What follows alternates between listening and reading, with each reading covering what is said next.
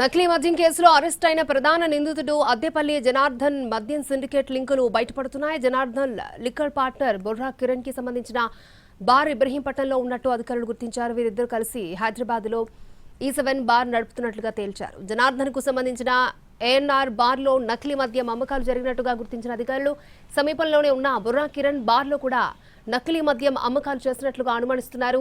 బుర్రా కిరణ్ ని కూడా విచారించే అవకాశం ఉంది. నకిలీ మద్యానికి సంబంధించి ఖాళీ బాటిల్స్ సప్లై చేసిన శ్రీనివాస్ రెడ్డి బంధువులు పాతూరు రోడ్లో బార్ని నడుపుతున్నట్లుగా గుర్తించారు. ఈ బార్లో కూడా జనార్దన్ కి వాటాలున్నాయని అధికారులు అనుమానిస్తున్నారు. ఆ బార్లో కూడా నకిలీ మద్యం అమ్మకాలు జరిగాయని అధికారులు అనుమానిస్తున్నారు. జనార్దన్ కు వాటాలు కలిగిన అన్ని బార్లలో విచారణ చేసేందుకు సిద్ధమవుతున్నారు. మరోవైపు తనకు బెయిల్ ఇవ్వాలని జనార్దన్ కోర్టులో పిటిషన్ దాఖలు చేశారు.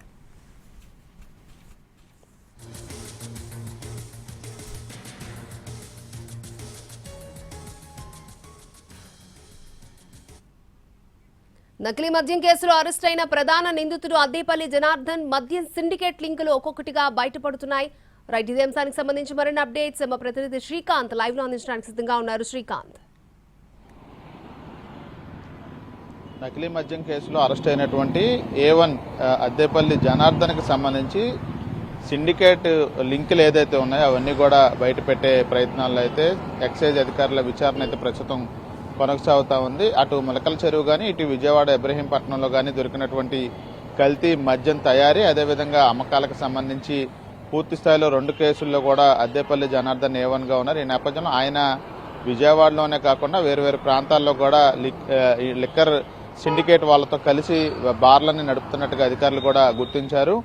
ఆయన భాగస్వాములతో కలిసి హైదరాబాద్లో E7 అనే బార్ను కూడా నడుపుతున్నారు. ఆయనకి అదే భాగస్వామ్యంలో ఒకరుగా ఉన్నటువంటి బొర్రా కిరణ్కి ఇబ్రహీంపట్నంలో ఉన్నటువంటి అద్దెపల్లి జనార్దన్ ANR బార్ ఏదైతే ఉందో దాని సమీపంలోనే ఆయన కూడా బార్ నడుపుతున్నట్టుగా అధికారులు గుర్తించారు. దీంట్లో అక్కడ కూడా కల్తీ మద్యం అమ్మకాలు జరిగినట్టుగైతే అధికారులు భావిస్తూ ఉన్నారు. మరోవైపు ఈ కల్తీ మద్యం తయారీకి సంబంధించి ఖాళీ బాటిల్స్ తయారు చేసినటువంటి శ్రీనివాస్ రెడ్డి కేసులో A11గా ఉన్నారు. అతన్ని కూడా ఇప్పటికే అరెస్ట్ చేశారు. అతని బంధువులకు సంబంధించి తాడేపల్లిలో కూడా ఒక బార్ ఉంది. దాంట్లో కూడా కొంత వాటా జనార్దన్కి ఉన్నట్టుగా అధికారులు భావిస్తూ ఉన్నారు. దీంతో అక్కడ కూడా కల్తీ మద్యం అమ్మకాలు జరిగినట్టుగైతే అధికారులు అనుమానిస్తూ ఉన్న నేపథ్యంలో ఇటు వెస్ట్ గోదావరి ఈస్ట్ గోదావరిలో కూడా కొంతమంది లిక్కర్ సిండికేట్తో కలిసి వాటాలు కలిపి జనార్దన్ కూడా వ్యాపారాలు చేసినట్టుగా అయితే అధికారులు అనుమానిస్తూ ఉన్నారు. ఈ నేపథ్యంలోనే పూర్తి స్థాయిలో ఆయనకి లిక్కర్ సిండికేట్లో ఉన్న పరిచయాలు కలిసి చేస్తున్నటువంటి వ్యాపారాలు ఏదైతే ఉన్నాయో బార్లో అన్ని చోట్ల కూడా ఈ కల్తీ మద్యం సరఫరా జరిగిందనే అనుమానాలు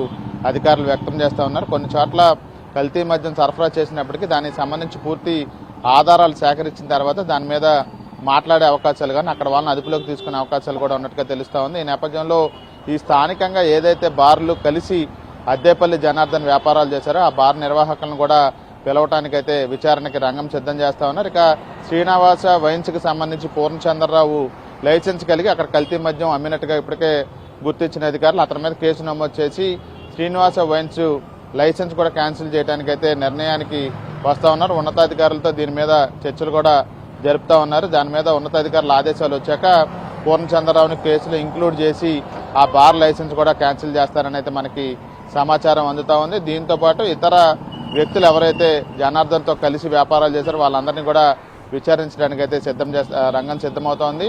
ఇక ఇవాళ జనార్దన్ తనకు బెయిల్ ఇవ్వాలని కూడా ఎక్సైజ్ కోర్టులో పిటిషన్ కూడా దాఖలు చేశారు. అది రేపు విచారణకు వచ్చే అవకాశాలు ఉంటుంటే మనకి తెలుసు.